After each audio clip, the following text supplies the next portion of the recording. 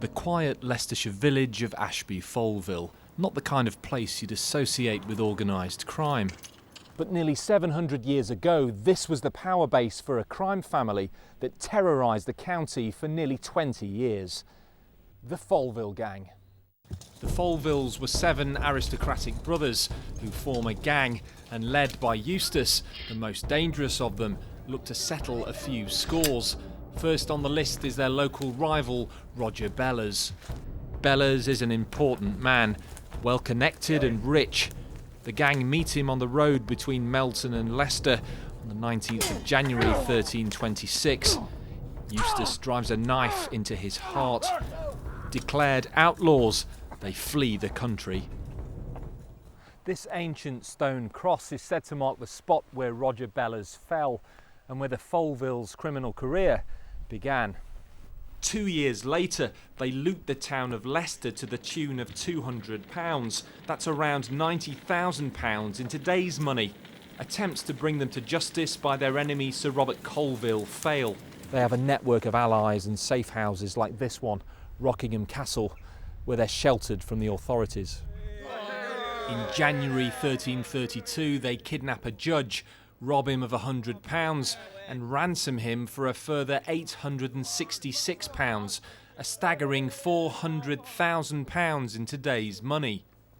In 1340, their nemesis Sir Robert Colville is on their trail again, and this time means business. He pursues the gang to this church in T in Rutland, where Richard is now rector. Richard, who is now the leader of the gang, is dragged into the street and beheaded. But the story doesn't quite end there. Eustace, the most dangerous of the brothers, serves his king on campaign in France. Incredibly, he's knighted for his service. He dies in 1347. This handsome tombstone is probably his. It's easy to see how such characters become legendary, and some believe the true legacy of this medieval band of outlaws has become the basis for the Robin Hood story.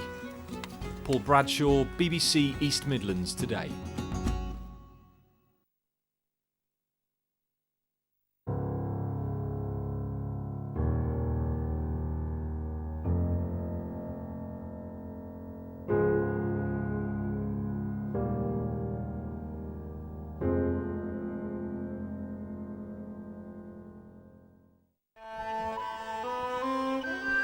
With a face of more than ordinary beauty and a mind both keen and daring, Joan Phillips was born around 1656, the only child of a respectable Northamptonshire farmer.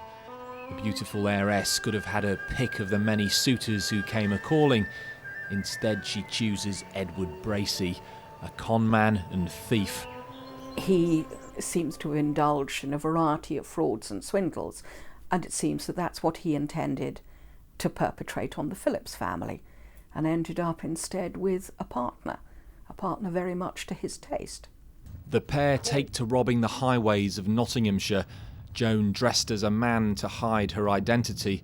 They soon accrue enough cash to open an inn in Bristol, but the inn becomes such a den of criminality that they're forced to abandon it.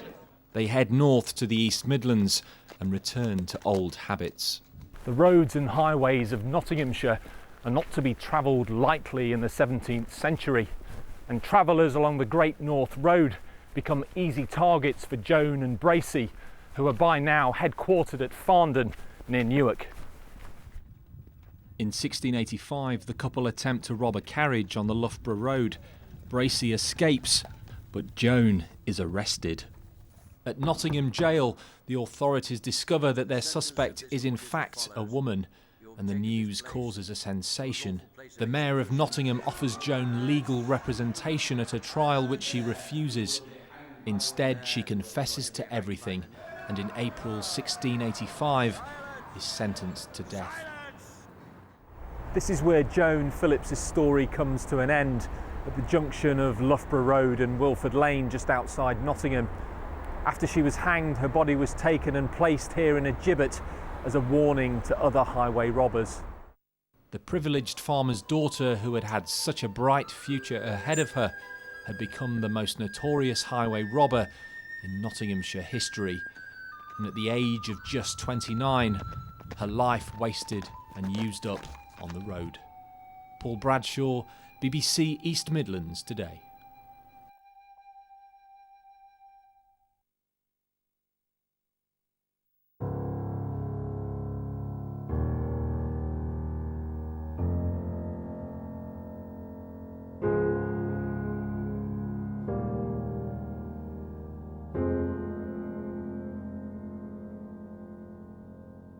The Derby Silk Mill, probably the first factory in the world.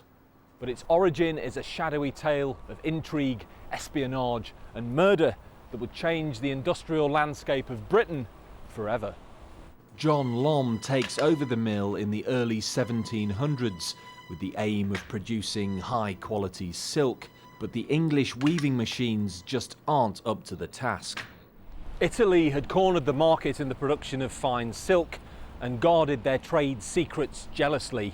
Lom decides that the only way of competing with the Italians is to steal their technology. Lom travels to Livorno in Italy, bribes his way into the silk mills there, and makes drawings of the machines which are then smuggled back to Derby. When the Italians suspect foul play, they issue a warrant for his arrest, but Lom disappears. If he'd been caught, he would have been hung. So the Italians, the northern Italians, were well aware of the importance of their technology and what that meant to the Italian economy if it got into the wrong hands. Lom returns to Derby in triumph in 1717 and immediately begins replicating the Italian machines. His fortune seems assured. But the Italians have other ideas. They send a female agent to Derby who begins work at the factory. By 1722, John Lom is dead, the victim of slow poisoning. But there's a sting in this tale of international espionage. The technology that Lom had paid for with his life had been in England all along. A book detailing the Italian silk weaving process had been sitting on a bookshelf at the Bodleian Library in Oxford for decades. The silk mill not only paved the way in terms of the factory system coming to textile production and to Derbyshire, but it led the way in terms of some of the actual methods of technology as well. The importance of John Lom's daring act of piracy cannot be underestimated. The technology he brought to the banks of the Derwent was to prove crucial to British industrial history and was to pave the way for the factory system in Britain as we know it. Paul Bradshaw, BBC East Midlands Today.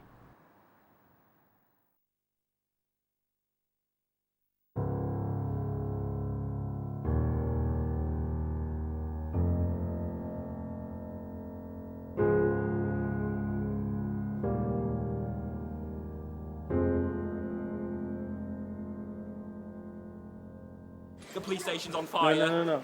Nottingham, August last year. Youths armed with petrol bombs attack a police station in the city centre. It's not the first time these streets have seen serious disorder. From the 18th century, Nottingham had a reputation for being a violent and radical town. But in 1831, Nottingham was to witness the worst rioting in its history, events that would leave lasting scars on its buildings and its people. The Reform Bill of 1831 promised greater voting rights to the working classes. After the bill was passed in the House of Commons, hopes were high in pro-reform towns like Nottingham that electoral change would soon become a reality. There's a real sense that Nottingham was a place where people came out, made their views known, expected to be heard. It was particular circumstances that really took it that stage further when people started being riotous or attacking property. On the morning of Sunday, the 9th of October, hundreds have gathered here outside the White Lion on Clumber Street for news from London. When the mail coach arrives and the crowd learns that the House of Lords has rejected the Reform Bill, things start to turn nasty. There's an assault on Colwick Hall Monday afternoon. They try to attack the House of Correction down at Sneinton, but that has been well fortified with special constables. And it's at that point really they start to turn their attention to the castle. They break into the gatehouse and set fires in the empty building, which take hold. One eyewitness watching from the park says the air was filled with the smell of burning cedar as the timbers of the old ducal mansion are reduced to ashes. Despite the heavy rain that night, it burns till morning. In the aftermath, dozens are arrested. 9 are convicted and sentenced to death, but after a petition, 6 have their sentences commuted. In the end, 3 men are hanged for their part in the riots. One of the 9 men sentenced to death was Valentine Marshall. He left his mark here in the exercise yard of Nottingham Jail. His sentence was commuted to transportation, and after he served his term in Tasmania, he later settled and married there. His descendants still live in Australia to this day. Just one of many lives altered forever by the events of October 1831. Paul Bradshaw, BBC East Midlands Today.